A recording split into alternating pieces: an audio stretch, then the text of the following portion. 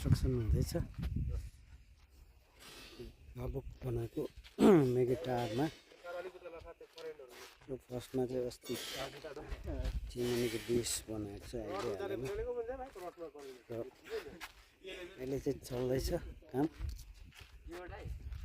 र यो चाहिँ मेगाटारको ठिक मुनिपट्टि छ। यो माथि मेगाटारको टप मन्दिर हो है। र सायद मलाई लाग्छ कि यो चाहिँ यो जग्गा चाहिँ हाम्रो बिजनबारी भ्यालीमा चाहिँ सबसे अल्गो जग्गा यही होला है। अनि यसको ठिक यहाँ मुनिपट्टि चाहिँ हाम्रो किराँतीहरूको यो माङ्खिम मन्दिर यहाँ बनाइँदैछ। र यसको माथि चाहिँ यो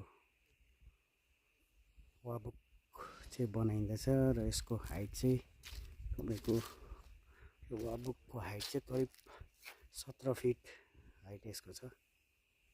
र यो ठुलो आकारमा बनाइने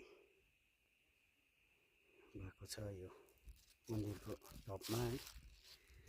र काम अहिले चलिरहेछ र कस्तो हुन्छ अन्तिमसम्म अन्तिम यसको रूप चाहिँ कस्तो हुन्छ त्यो चाहिँ तपाईँहरूलाई जस्तो यो कामहरू अपडेट हुँदै जान्छ तपाईँलाई अपडेट गर्दै जानेछौँ।